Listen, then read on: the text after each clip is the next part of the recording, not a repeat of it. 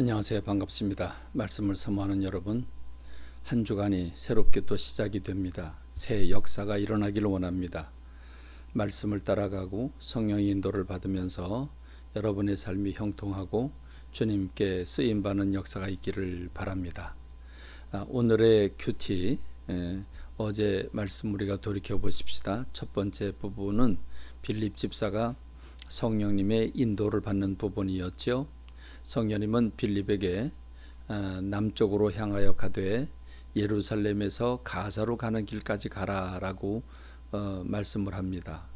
그래서 가보니까 에디오피아에 재정장관이 있었습니다. 그 에디오피아의 재정장관이 이사야서를 읽고 있었는데 그것을 가르쳐 주자 세례를 받게 되고 그가 돌아가 그 나라 전체가 복음화가 되게 되는 어마어마한 역사가 일어나서 에디오피아의 복음률이 상당히 높습니다. 그렇습니다. 빌립 집사 한 사람이 성령의 인도를 받음으로 놀라운 열매를 맺게 되었죠.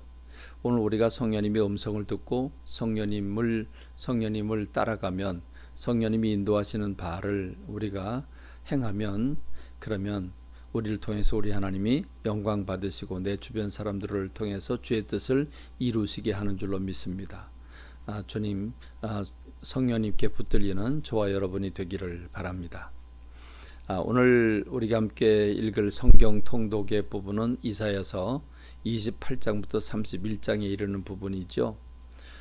여러분 28장은 이스라엘 북방 이스라엘의 그 지도자들의 죄를 다뤄주고 있고 29장에서는 유다 사람들 유다 백성들에 관해서 말씀을 주고 있습니다.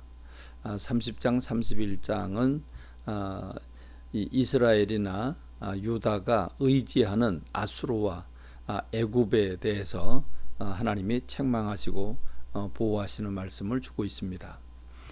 그렇다면 28장에서 나오는 이스라엘 그 북쪽으로 가서 10지파가 뭉쳐서 만든 북이스라엘, 그 북이스라엘은 지금 어떤 형편입니까?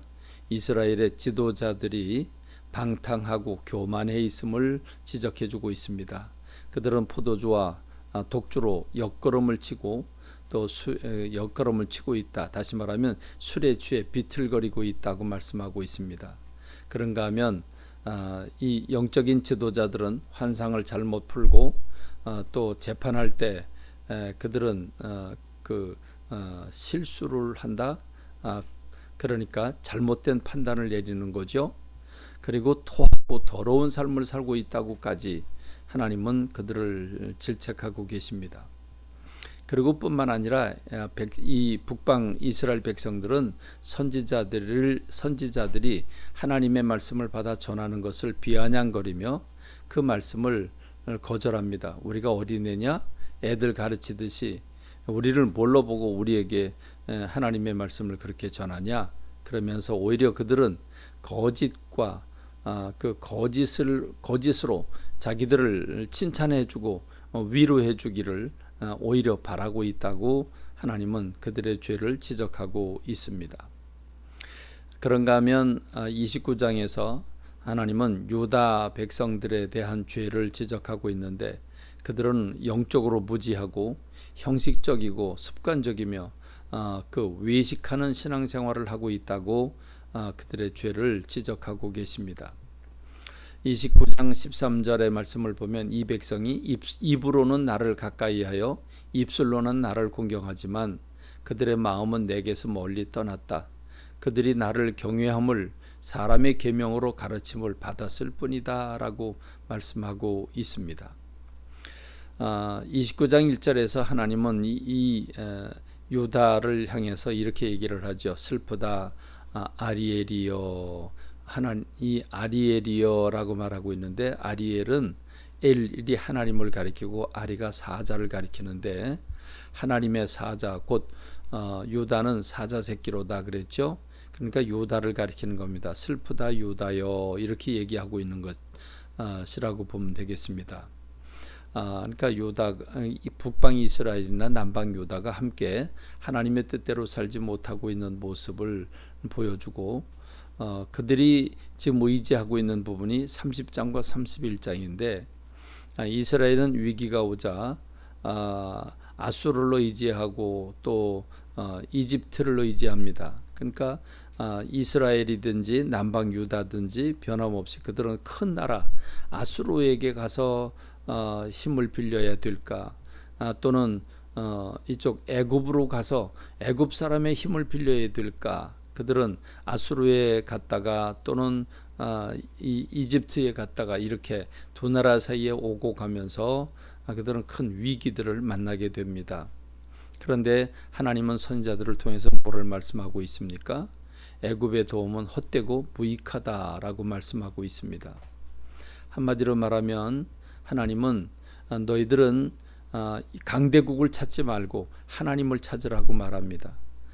그들은 사람이고 그들은 하나님의 영, 성령님이 아니시라고 말씀하고 계십니다. 도우실 이는 하나님뿐이 없는데 너희들이 왜 아수르에 가서 의지를 하고 왜 애굽에 가서 도와달라고 의지하느냐? 그러면 망하게 된다고 말씀하고 있는 겁니다. 결국 하나님은 이 남방 유다나 북방 이스라엘이나 30장 9절에 보면 이는 패역한 백성이요 거짓말하는 자식들이요 여호와의 법을 듣기 싫어하는 자식들이다 라고 말씀하고 있습니다. 선지자들에게 선견하지 말라, 곧 예언하지 마라, 하나님의 말씀 선포하지 말라고, 바른 것을 보이지 말고 차라리 거짓으로 우리에게 거짓말이라도 좋으니까 우리를 위로하고 잘했다고 칭찬해 주라, 이런 얘기들을 하고 있는 거죠. 이런 이스라엘 백성들을 바라다 보면서 하나님의 마음이 얼마나 아프겠습니까? 그런데 하나님은 사랑이시죠.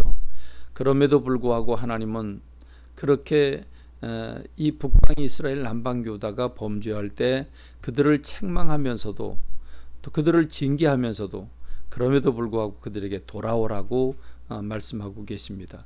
30장 18절로 19절에 보면 그러나 여호와께서 기다리시나니 이는 너희에게 은혜를 베풀려 하시며 일어나시리니 이는 너희를 긍휼히 여기려 하심이라.